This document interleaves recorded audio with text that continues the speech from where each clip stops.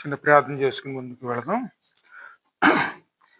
ఆ చిన్న సింహాసనపై ఆశయన ప్రభానికి వందనములు చెబుతున్నాను. ఈరోజు పరిశుద్ధమైన శుభ శుక్రవారంలో ప్రభు పరిశుద్ధ శిలువను మరుగుపరుచుకునే ప్రభుత్వ ప్రతి కుటుంబానికి ఆదరణ కనిక్రమంతో నడిపించి బలపరుచు మాట్లాడేదేడు మహిమగల దేవుడు పరిశుద్ధమైన వాక్యం ధ్యానం చేసే కృపను దయచేయమని మీరు అందరితో మాట్లాడి బలపరచుకుని అందరికీ తోడి ఉండమని యేసయ్య యొక్క నామములో అడిగేస్తున్నాను తండ్రి.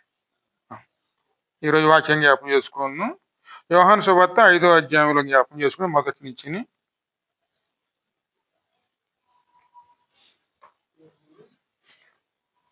5వ అధ్యాయంలో మొదటి నుంచి జ్ఞాపం చేసుకుందాం.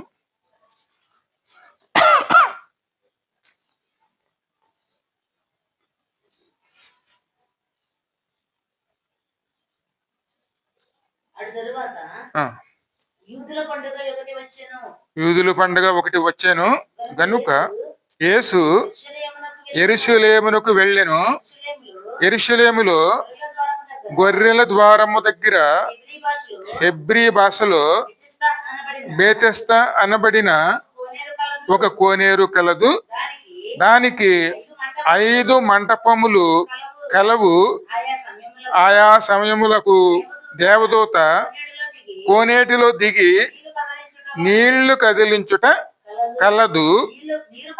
నీరు కదిలించబడిన పిమ్మట మొదట ఎవడు దిగునో వాడు ఎట్టి వ్యాధి గలవాడైనను బాగుపడును గనుక ఆ మండపములో రోగులు, గుడ్డివారు, కుంటివారు, ఊచకాలు చేతులు గలవారు గుంపులు గుంపులుగా పడి ఉండిరి. అక్కడ 38 ఏండ్ల నుండి వ్యాధి గల ఒక మనుషుడు ఉండెను. యేసు వాడు పడి ఉండుట చూసి వాడప్పటికి బహుకాలము నుండి ఆ స్థితిలో ఉన్నాడని ఎరిగి స్వస్థపడగోరుచున్నావా అని వారిని అడగా, ఆ రోగి, అయ్యా, నీళ్లు కదిలింపబడినప్పుడు నన్ను కోనేటిలోనికి దించుటకు నాకు ఎవడును లేడు గనుక నేను వచ్చినంతలో మరి ఒకడు నాకంటే ముందుగా దిగునని ఆయనతో ఉత్తరమిచ్చెను. యేసు, నీవు లేచి నీ పరిపెత్తుకుని నడువుమని వానితో చెప్పగా వెంటనే వాడు స్వస్థత నుండి తన పరిపెత్తుకుని నడిసెను. హల్లెలూయా. బేతెస్దా కోనేరు అంటే దేవుని సన్నిధానం అర్థం వస్తుందండి.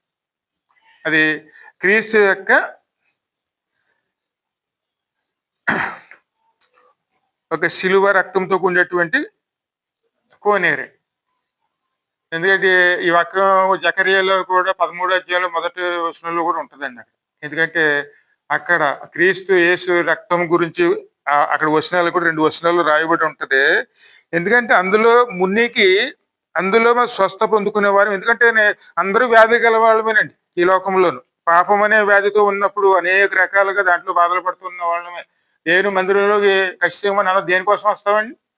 స్వస్థతల కోసం, బాధల కోసం, అవన్నీ విడిపించబడటం కోసం, బాధల్లో ఉన్నవారు విడిపించబడటం కోసం, అన్నదగ్గులతో విడిపించబడటం కోసం, ఎన్నో విషయాల్లో మనం దేవుని సహాయం కోరుకుంటూ ఆయన సన్నిధానంలోనూ నిలవటానికి వస్తూ ఉంటామండి. అందుకే ప్రయాసలు పడి భారాలు మోసిన సమర్థ జనులారా నా యుద్ధకు రండి, నేను మీకు విశ్రాంతిని ఇస్తానన్నారు. దేవుని సన్నిధానం ఏం దొరుకుతుంది మనకి? స్వస్థత, సమాధానం అనేది ఖచ్చితంగా దొరుకుతుందండి. ఆ యొక్క స్వస్థ ఎందులోంచి వస్తుంది? ఆయన యొక్క రక్తములోంచి అండి. యేసుక్రీస్తు రక్తము ప్రతి పాపము నుంచి మనల్ని విడిపిస్తుంది. పాపము, అపరాధాలు, దోషములు, శాపములు అన్నీ కూడా మన జీవితాల్లోనూ ఏలుబడి చేస్తున్నప్పుడు సమాధానం లేని పరిస్థితుల్లోనే ఉంటామండి. అనేక విధాలుగా మనం సమాధానం లేని పరిస్థితుల్లో ఉంటామండి. అప్పుడే దేవుని సన్నిధానంలో మనం అసలు ప్రయాసాలు పడుతూ ఉంటామండి. ఆ ప్రయాసంలో పడి ఉన్నప్పుడు దేవుడు ఖచ్చితంగా దేవుడు మనతో మాట్లాడే దేవుడిగా ఉంటారండి. అక్కడ 38 సంవత్సరాలు బట్టి అక్కడే పడి ఉన్నారు. అనేక మంది రోగులు వస్తున్నారంట, అనేక మంది వ్యాధులు గల వాళ్ళు వస్తున్నారంట. ఇంత రక్తస్రావం గల స్త్రీ ఎక్కడికి వచ్చింది? ఆయన దగ్గరికేనే. లోకంలో అనేక తిప్పలు పడింది, అనేక బాధలు పడింది, దేవుని సన్నిధానానికి వచ్చింది. విశ్వాసంతో వచ్చి ఆయనలో పరిపూర్ణంగా నిలిచి ఉంది కాబట్టి ఆమె స్వస్థత పొందుకుని తన ఇంటికి వెళ్ళిందండి. అలాగే దేవునిలో మన పరిపూర్ణ విశ్వాసంతోనూ మనం చేసే క్రియలు మనం చేయాలండి. దేవుని సన్నిధికి వెళ్ళాలి. వెళ్ళి మన స్వస్థత కోసం దేవుడిని అడిగి ప్రయాసపడేవారునే ఉండాలి.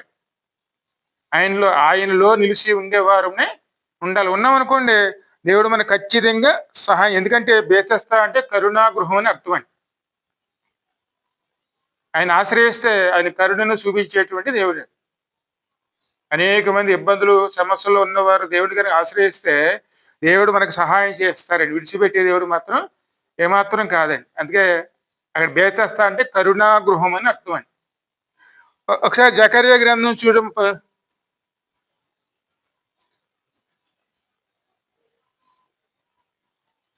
13వ అధ్యాయంలో 1 నుంచి 2 వచనాలు.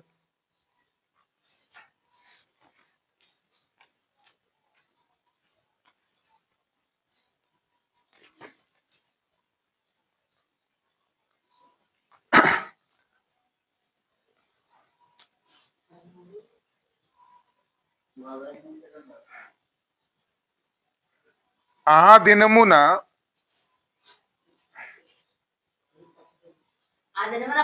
పాపమును అపవిత్రతను పరిహరించుటకై దావీదు సంతతి వారి కొరకును యెరూషలేము నివాసుల కొరకును ఊట ఒకటి తీయబడును. ఊట అది నిత్యము కూడా ఊరుతుండేటువంటి ఊట అండి.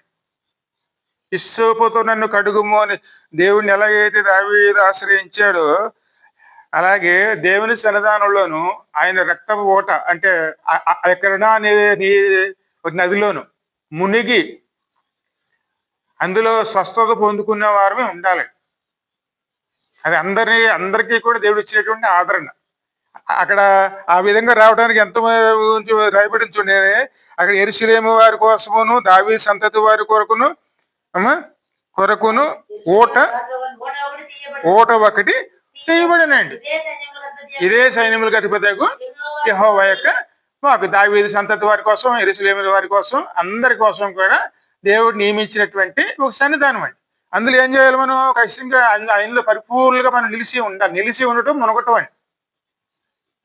ఆయన మీద విశ్వాసం కలిగి ఉండాలి. ఆయన ఆదరణ కోసం ప్రయాసపడుతున్నవారు అండి. ఎందుకంటే యేసయ్య కూడా చిన్న ఉదాహరణ చూడండి. యేసయ్య కూడా ఎలా ఆదరించబడ్డారో మరి ఎబ్రీల్లో ఉంటుంది చూడండి. ఆయన మహారోదనలతోనూ యాసనలతోనూ కన్నీటితోనూ ఆయన చేసిన ప్రార్థన 5వ అధ్యాయం చూడము 6వ వచనం కానీ 7వ వచనం కానీ చదువు. శరీరధారి అయ్యున్న దినములలో మహారోదనతోనూ కన్నీళ్లతోనూ తన్ను మరణము నుంచి రక్షింపగలవానికి ప్రార్థనలను యాచనలను సమర్పించి భయభక్తులు కలిగి ఉన్నందున ఆయన అంగీకరింపబడెను. హల్లెలూయా. మొట్టమొదట మనం ఏమి నేర్చుకోవాలి? ప్రభులోంచి ప్రభు మనకు మార్గం చూపించారండి. ఏ విధంగా ప్రార్థన చేయాలండి? ఆయన శరీరధారి ఉన్న దినములలో మహారోదనలతోనూ కన్నీటితోనూ నన్ను మరణం నుంచి రక్షించగలవానికి ప్రార్థనలను యాచనలను సమర్పించి భయభక్తులు కలిగి ఉన్నందున ఆయన అంగీకరించబడు. దేవుని మందిరంలో మనం మౌనంగా ఉండటం కాదండి, ఖచ్చితంగా దేవుని ప్రయాసపడాలండి. అందుకని యాచించడం అంటే ఏమిటి? ఎలాగైనా బతిమాలు తీసుకునే వారమే ఉండాలండి. ఆయన ఒప్పించి ఆయన బతిమాలి దేవుడిని ఎలాగైనా సరే మనం ప్రయాసపడి ప్రార్థన ద్వారాను యాసన ద్వారాను ఏదో రకంగా కన్నీటి ప్రార్థన ద్వారా మనం ఆయన శరీరంలో మొరపెట్టుకుని దేవుని యొద్ద నుంచి పొందుకోవడానికి ప్రయాసపడేవారు ఉండాలి. మౌనంగా ఉన్నది వల్ల ఏం ఉపయోగం ఉండదండి. ఆయన అక్కడే పడి ఉన్నాడు. ఎన్ని సంవత్సరాలు? 38 సంవత్సరాలు. ఎవరు సహాయం చేస్తారు అనుకున్నాడు. ఎవరు సహాయం చేస్తారండి? ఎవరు సహాయం చేయరు. ఒకరికి ఒకరు సహాయం చేసే పరిస్థితి లేదండి. ఎందుకంటే ఒకరి బాధలు ఒకరు భరించేవాల్సిన స్థితి ఈ లోకంలో ఎవరికీ లేదండి. ఒక దేవుడైనటువంటి క్రీస్తు ప్రభు వారు మాత్రమే మన అందరి బాధలు కూడా ఆయన తీసుకుని ఉన్నారు. ఆయన మీద ఆధారపడితేనే మనకి ఈ లోకంలో విడుదల దొరుకుతుంది. కానీ దేవుడిని ఆశ్రయించాలి. అందుకే అక్కడ 38 సంవత్సరాలు ఆయన పడి ఉన్నాడు. ఎవరో కూడా సహాయం చేస్తారు అనుకుంటున్నారు, కానీ ఎవరి అక్కర్లు వారికే ఉన్నాయి, ఎవరి బాధలు వారికే ఉన్నాయి. ఆ బాధల కోసం వారు ప్రయాసపడుతున్నారు. కానీ మన సహాయం ఎవరు చేస్తారు? ఎవరో చేయరండి. ఎందుకంటే ఒకరినొకరు సహాయం చేసుకునే పరిస్థితి మనకు లేదండి. ఎందుకంటే మన పాపాలు మనం పరిహరించుకోలేం. ఇతరుల పాపాలు ఎలా పరిహరించగలుగుతాం మనం? అది అసాధ్యం అండి. అందుకే మనం ఎవరి మీద ఆధారపడాలి?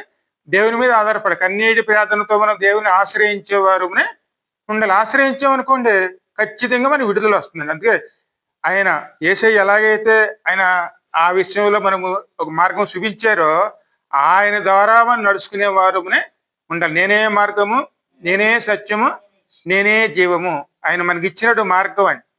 ఆయన శరీరధారి ఉన్నప్పుడు ఆయన ఏ విధంగా అయితే ఒక మార్గంలో నడుచుకుని వెళ్ళారో ఆ మార్గం మనం చూపించారో ఆ మార్గాన్ని మనం ఎన్నుకునేవారమనే ఉండాలి. అందుకే ఆ మాట ఇక్కడ పేతురు రాసిన ప్రతి మొదటి పేతురులో ఉంటుంది చూడ 3:21లోను.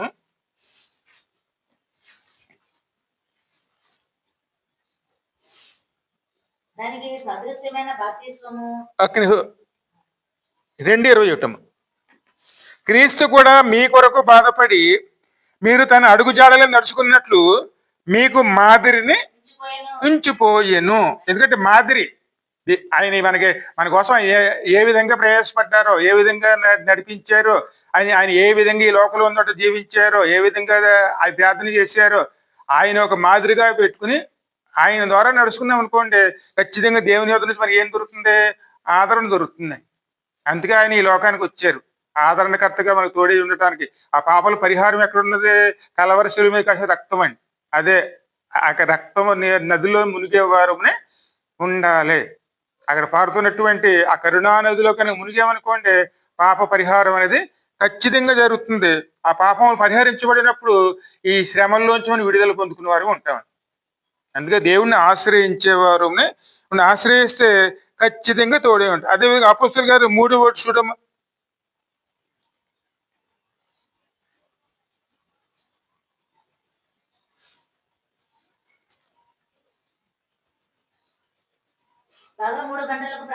పగల 3 గంటల ప్రార్థనా సమయంలో పేతురును యోహానును దేవాలయమునకు నడిచి వెళుతుండగా పుట్టినది మొదలుకొని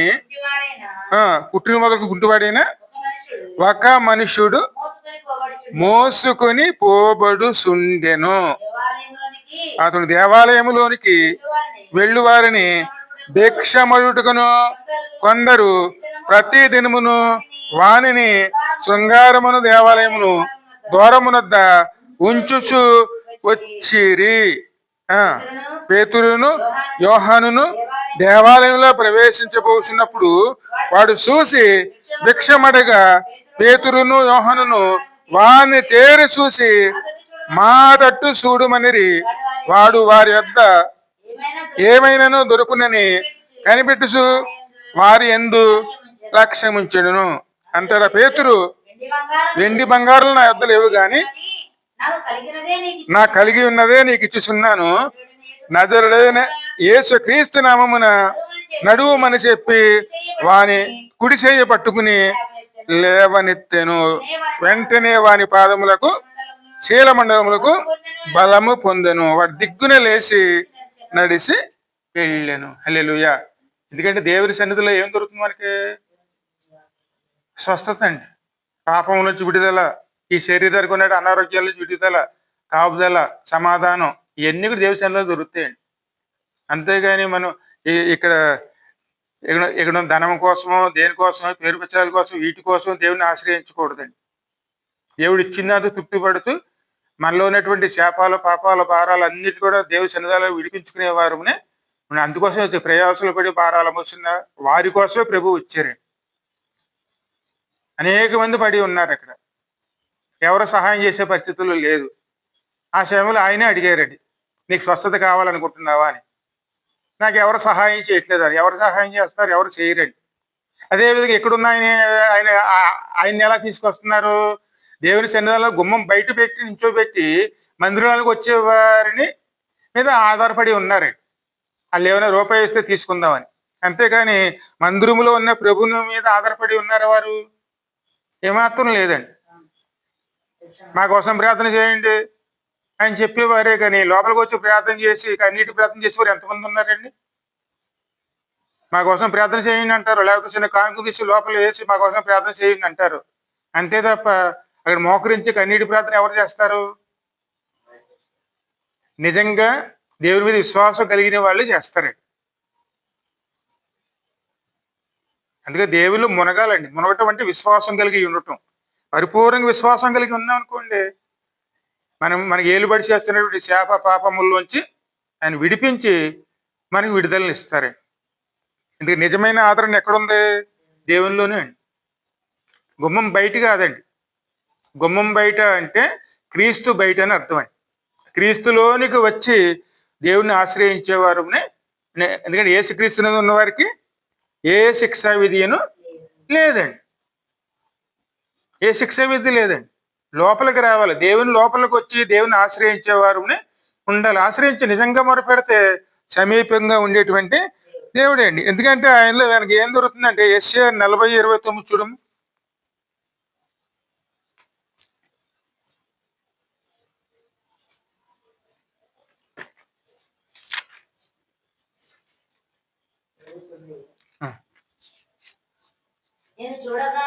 నేను చూడగా 40:29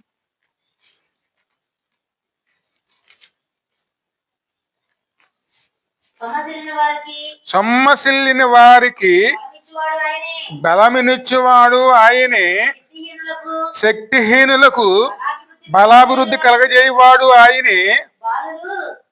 చాలమ్మా. ఎందుకంటే బలము శక్తి, ఎందుకంటే మన ఈ శ్రమల్లో ఉన్నప్పుడు సొమ్మసిల్లిపోయి పడిన వారికి ఉన్న మనకి అక్కడ సహాయం చేసేవారు ఎవరు? ఆయనేనండి. బలమునిచ్చేవాడు ఆయనే, శక్తిహీనులకు బలాభివృద్ధి కలగజేసేవాడు ఆయనేనండి. అందుకే దేవుని సన్నిధాన్ని ఆశ్రయిస్తే ఎక్కడైతే బలహీనంగా ఉన్నామో ఆ బలహీనమైన స్థితిలోంచి మనల్ని బలవంతులుగా నడిపిస్తారు. ఆయన ఆశ్రయించాలి. ఆశ్రయించుకుంటా మాకు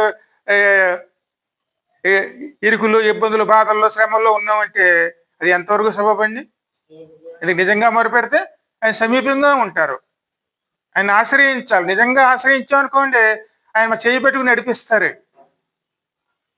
అందుకే దేవుని సన్నిధానంలో మనం ఆయన ఆశ్రయించి ఆయన మీద ఆధారపడేవారు. అదేవిధంగా 72వ కీర్తన చూడ 12, 13 వచనాలు.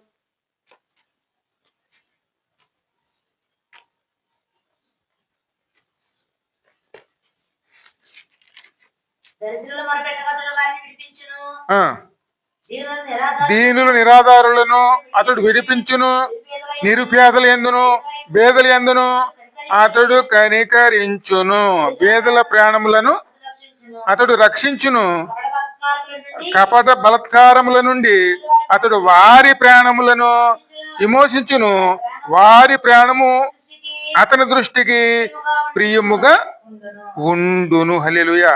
చూడండి, ఇది దరిద్రులు మొరపెట్టగా అతడు వారిని విడిపించును, దీనులను నిరాధారులను అతడు విడిపించును, నిరుపేదల యందును బేదల యందును అతడు కనికరించును, బేదల ప్రాణములను అతడు రక్షించును, కపట బలత్కారము నుంచి అతడు వారి ప్రాణములను విమోహించును, వారి ప్రాణము అతని దృష్టికి ప్రియముగా ఉండును. దేవుని దృష్టికి మన ఆత్మ ఎంతో విలువైందండి. ఎందుకంటే సమస్తము కూడా మనకి ఆదరణ ఇచ్చేవారు ఎవరండి? ఆయనేనండి. విశ్వాసం కలిగి ఉండాలి, ఓర్పు కలిగి ఉండాలి, ఆదరణ కోసం ప్రయాసపడాలి.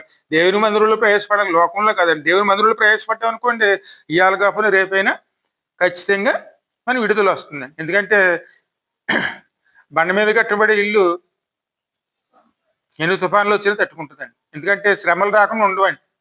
దేవుడిని నమ్ముకున్న వాళ్ళకి వస్తే, నమ్ముకోలేని వాళ్ళకి వస్తే, ధనవంతులకు వస్తే, లేని వాళ్ళకి వస్తాయండి. అందరికీ వస్తాయి శ్రమలు. కానీ అందరూ నిలదొక్కునే వాళ్ళు ఎవరు? అందరూ నిలదొక్కోవాలంటే, అంటే ఆ శ్రమలు దాటుకుని వెళ్ళాలంటే,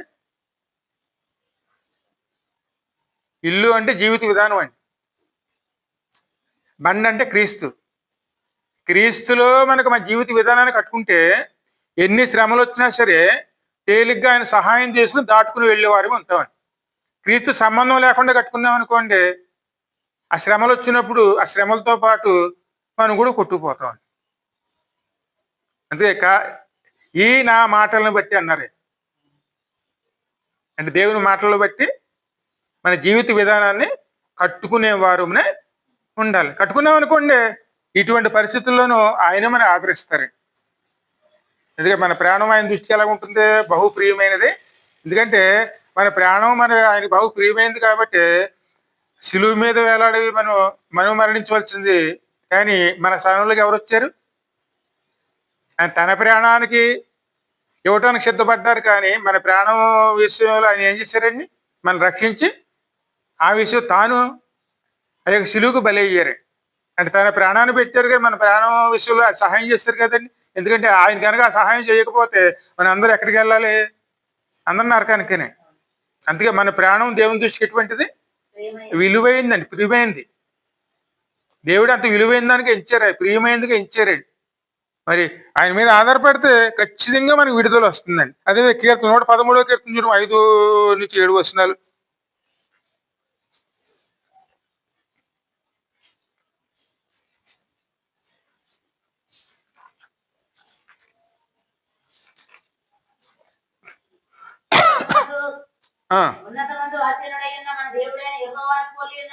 ఉన్నతమందు ఆసీనుడై ఉన్న మన దేవుడైన యెహోవాను పోలి ఉన్నవాడెవడు?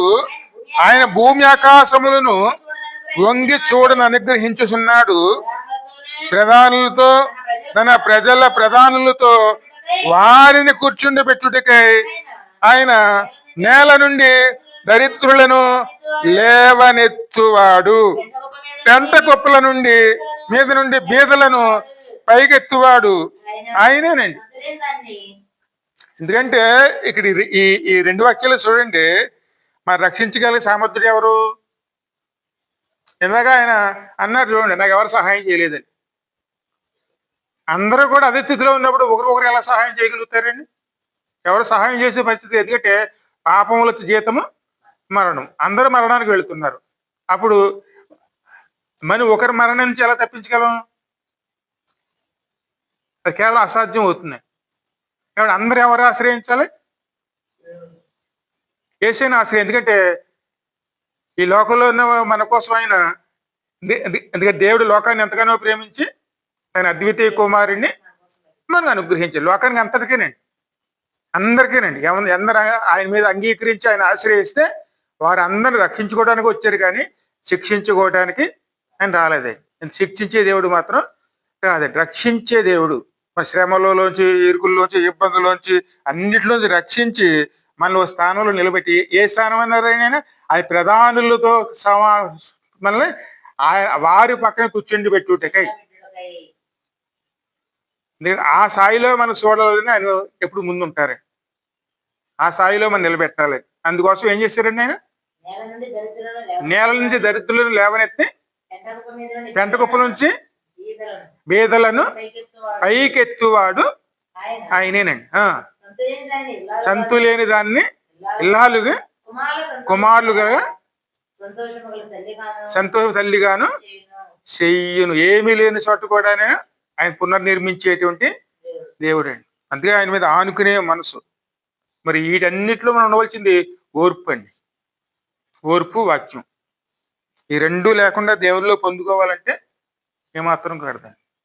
ఓర్పుతో సహనంతో మన దేవుళ్ళు నిలిచి ఉండేవారు ఈ 2 ఉన్నాయనుకోండి. ప్రకటన గ్రంథం 3:8 ఉంటుంది చూడము.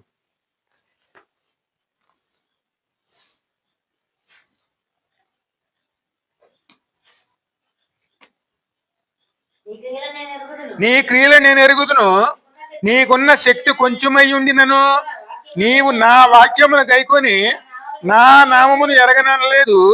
ఇదిగో తలుపుని ఎదుట తీసి ఉన్నాను. ఇక్కడ ప్రభు ఏం చెప్తున్నారు? నీ క్రియలను నేను ఎరుగుదును, నీకున్న శక్తి కొంచెమై ఉండినను నీవు నా వాక్యమును గైకొని నా నామమును ఎరగనలేదు. మనకున్న శక్తి కొద్దిదే, బలహీనమే. అయినా సరే ఆ బలహీనతల్లో కూడా మనం ఆయన ఆశ్రయించాం కాబట్టి ఆయన మన కోసం ఏమి తీశారండి? ఆయన మన కోసం పరలోకపు తలుపండి. ప్రభు తీస్తేనేమో పరలోకం వెళతామండి. ఆయన తీస్తే ఇంకెవరో వేయలేరండి దాన్ని. ఆయన వేస్తే ఎవరో తీయలేరండి. కేవలం పరలోకపు తలుపు తాళం చేతులు ఎవరి దగ్గర ఉన్నాయి? ఆయన దగ్గరే ఉన్నాయి. అందుకే ఆమెకి ఆ విషయాలు అభివృద్ధి ఇస్తున్నారు. నీ క్రియలను నేను ఎరుగుదును. నీకున్న శక్తి కొంచెమై ఉండినను నీవు నాకు వాక్యమును గైకొని నా నామమును ఎరగ. ఎటువంటి విషయంలోనూ ప్రార్థన చేయలేము, బలహీనమే. సరిగ్గా పాటలు కూడా మనం పాడుకోలేం, రాదు. అదే ఇది వాక్యం చదవని చదువు లేదు. అయినా సరే మనలో విశ్వాసాన్ని బట్టి మన ఎన్న వాక్యాన్ని మనం నమ్మి విశ్వసించి దేవుణ్ణి ఆశ్రయించామని. కేవలం బలహీనమే, ఏమీ లేదు, ఎటువంటి అర్హతలు లేవు. అయినా సరే ఆ బలహీనతల్లోనూ మనం చేస్తున్న క్రియలు దేవుడు చూసి వెంటనే మన కోసం ఏం తీశారు? అందరూ దేనికోసం ఎదురు చూస్తున్నారు? పరలోకం అండి. ఆ పరలోకం తలుపులు ఎవరు తీస్తా అన్నారు? ఆయనేనండి. అందుకే మనలో ఏముండాలి? ఓర్పు, సహనం అండి. ప్రతి ఒక్క విషయంలో కూడా దేవుని విషయాల్లో మనం ఘనంగా ఎంచుకున్నాం అనుకోండి, దేవుడు ఎటువంటి సహాయం 10 వరకు చదవమ్మది.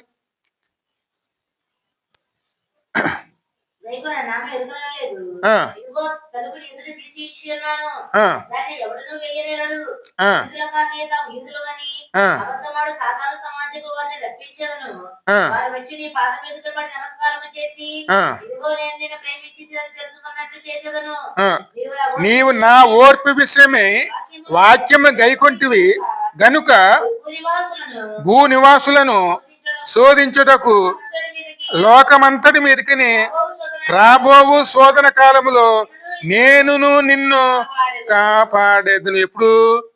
ఈ రోజుల్లోనే. మొత్తం భూమి సర్వలోకానికి అన్ని కూడా శ్రమలేనండి. ఎవరు భద్రంగా ఉన్నారని ఏమీ లేదండి. మందులో ఉన్న వారికి బయట ఉన్న వారికి అందరూ శ్రమలు వస్తాయి. కానీ మనం కాపాడేది ఎవరిని? ఆయన ఆశ్రయించామనుకోండి, ఆయన కాపాడుకుంటారు. ఆయన కాదని లోకాన్ని ఆశ్రయించామనుకోండి, అక్కడ కాపాడేవాడు ఎవరు? ఎవరు కాపాడరు. అందుకోసం మనకి ఏమి ఉండాలి? ఓర్పు, సహనం. ఓర్పును కోల్పోయామనుకోండి, మనకు తెలియకుండానే పాపంలో పడతాం. అదే సహనం కోల్పోతే ఆ పాపంలో పడిపోతామని. అందుకే మనలో ఏమి ఉండాలి? ఓర్పు ఉండాలి, సహనం ఉండాలి. వాక్యాన్ని వదిలిపెట్టకూడదండి. వాక్యాన్ని బట్టి ముందుకెళ్తే దేవుని సహాయం అనేది ఖచ్చితంగా మనకు అందుతుంది. అందుకే నీవు నా ఓర్పు విషయమే వాక్యమును గైకొంటివి కనుక భూనివాసును శోధించుటకు లోకమంతటి మీదకి రాబోవు శోధనా కాలంలో నేనును నిన్ను కాపాడు. నేను త్వరగా వచ్చేస్తున్నాను, ఎవడును నీ కిరీటమును నవారింపుకుండినట్లు నీవు కలిగిన దానిని గట్టిగా పట్టుకొనుము. జయించిన వానికి దేవుని ఆలయంలో ఒక స్తంభముగా చేసే. దేవుని ఆలయం అంటే అక్కడ పరలోకంలోనే ఒక ఉన్నతమైన స్థానంలోనూ దేవుని నిలుపుతారు. అందుకే మనకి దేవుడు మనకి ఏమి ఇచ్చాడు? ఒక మార్గం ఇచ్చాడు, యేసయ్యని ఇచ్చాడు మనకి. ఆయన కలిగి ఉన్నాం. ఆయన మీద ఓర్పుతో, సహనంతో, మనం నమ్మకం, విశ్వాసంతోనూ ఆయన మీద ఆధారపడి జీవించేవారు ఉండాలి. వస్తాయి శ్రమలు, ఖచ్చితంగా వస్తాయండి. శ్రమలు లేని రోజులు ఉండవండి. మనలో ఏముండాలి? ఓర్పు, సహనం అండి. దేవుడు నమ్ముకున్న ఈ శ్రమలు మాకేటి అనొచ్చు. నమ్ముకున్న వస్తే, నమ్ముకోపోయిన వస్తాయి. కానీ మనల్ని తప్పించేవాడు కావాలి. తప్పించేవాళ్ళు ఎవరు? ఆకాశం నుంచి భూమి వైపు తొంగి చూస్తున్నాడు దేవుడు. దేవుని ఎరిగి ఉన్నవారు ఎవరా అని, ఆయన ఆశ్రయించేవారు ఎవరా అని. ఆయన ఆశ్రయించామనుకోండి, ఖచ్చితంగా చేయబట్టి లేపుతారు. ఇందుకు భూమి మీద సమస్తం అంతా ఎవరిదే? అంతా అయిందని. అందుకే ప్రథమ ఫలాలుగా యాకోబు రాసిన పత్రికలో 17వ వచనంలో ఉంటుంది, 17-18 వచనాలు. ప్రథమ ఫలాలుగా దేవుని దృష్టిలో ఉండాలి. ఉన్నామనుకోండి, మొదటిది ఖచ్చితంగా దేవుడు మనకు అనుగ్రహిస్తారు. ఇది మొదటి స్థానం అండి.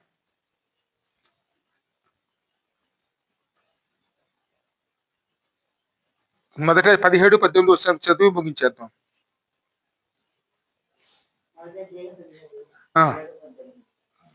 17-18 వచనాలు.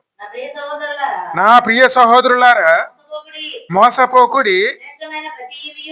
శ్రేష్టమైన ప్రతి ఈవియు, సంపూర్ణమైన ప్రతి వరమును పర సంబంధమైనది, జ్యోతిర్ని మీదకు తండ్రి యొద్ద నుంచి వచ్చును. ఆయన ఎందు ఏ సంచలనమైనను లేదు. ఆయన తాను సృష్టించిన వాటిలో మనము ప్రథమ ఫలముగా ఉండులాగున సత్యవాక్యము వలన మనలను తన సంకల్పము చొప్పున నేను, ఎందుకంటే మొదటి స్థానం మంది, మరి మొదటి స్థానంలో ఉండాలా శివస్థానంలో ఉండాలా? మొదటి స్థానంలో ఉండాలంటే ఓర్పు సహనంతో మనం దాటుకుని వెళ్ళేవారు. మరి ఎవరి కోసం ఎదురు చూడాలి? ఆయన కోసం. ఆయన కోసం ఎదురు చూసామనుకోండి, ఎందుకంటే ఏది పొందుకోవాలని సరే ఆయన మీద ఆధారపడాలి. స్పష్టంగా ఉందండి వాక్యం. పరలోకంది కానీ భూలోకంలో కానీ ఏదైనా సరే శ్రేష్టమైనది పొందుకోవాలంటే ఆయన మీద ఆధారపడవలసిందే. ఎందుకంటే పరలోక సంబంధించి అన్నీ కూడా శ్రేష్టమైనవి. వాటిని పొందుకోవాలంటే యేసే మీద ఆధారపడవలసిందే అండి. యేసే ప్రథమ ఉన్నవారే. ఆయన స్థానంలో మనం నిలవాలి. ఎందుకంటే ఆయన జ్యేష్ఠుడిగా వచ్చారు. ఆయన స్వరూపంలో ఉన్నాం అనుకోండి, మనం కూడా జ్యేష్ఠులుగా ఆయన సన్నిధానం నిలిచి ఉంటాం. ఎందుకంటే అందరిని ఎలా చూడాలనుకున్నారో ప్రథమ ఫలముగా ఉండాలి. ఎందుకంటే ఈ భూమి మీద మనం యేసేని పోలి జీవిస్తేనే పరలోకంలోకి వెళ్ళగలుగుతాం. అది ఇవ్వటానికే వచ్చారు. అందుకే బేతెస్దా కోనేరు కరుణా గృహం అని అర్థం అని. ఈ కోనేటిలో మునిగిన వారికి ఖచ్చితంగా దేవుని ఆదరణ దొరుకుతుంది. పాప విమోచన, పాప పరిహారం అనేది ఖచ్చితంగా ఆయన రక్తం ద్వారా దొరుకుతుంది. అందుకే దావీదు అన్నాడు, ఇస్సోపుతో నన్ను కడుగుము, హిమం వలె నన్ను తెల్లగా మార్చుము. అది బేతెస్దా కోనేరులో దొరుకుతుంది. పాప పరిహారం అన్నిది కూడా ఆ సన్నిధానంలో. దాన్ని ఆశ్రయించేవారు ఆశ్రయించాలంటే మహారోదనతోనూ యాసనలతోనూ మరణం నుంచి తప్పించేటువంటి దేవుని మీద ఆధారపడి కన్నీటి ప్రార్థన చేసుకునేవారు ఉండాలండి. అందుకే నిజంగా మొర పెడితే సమీపంగా ఉండే దేవుడు, ఆలకించే దేవుడు అండి, విడిచిపెట్టే. ఎందుకంటే మన ప్రాణాలు ఆయన దృష్టికి ఎటువంటిది? మహాప్రియమైనవి. ఎందుకంటే ఎదుటి వాళ్ళ ప్రాణాలు మనకు లెక్క లేకపోవచ్చు, కానీ దేవునికి ఎలా ఉంటుందండి? చాలా ప్రియంగానే విలువైన దానికే ఇస్తారండి. ఎవరిని పోగొట్టుకోరు. 99 వాటిని పక్కన పెట్టి తప్పిపోయిన దానికోసం ఏం చేశారండి? నేను వెతికి రక్షించిన తన గుంపులో చేసుకున్నారు. అందుకే నేను ఎప్పుడు కూడా దేవుడి విషయాల్లో ఎప్పుడు కూడా అజాగ్రత్త ఉండకూడదు. ఎందుకంటే మనం ఆశ్రయించవలసింది ఆయన్నే. ఆయన ఆశ్రయిస్తే విడుదల వస్తుందండి. లోకాన్ని ఆశ్రయిస్తే ఇంకా శ్రమంలోకి వెళ్ళిపోయారు అని ఉంటాం. సరే, చిన్న ప్రార్థన చేసుకుందాం.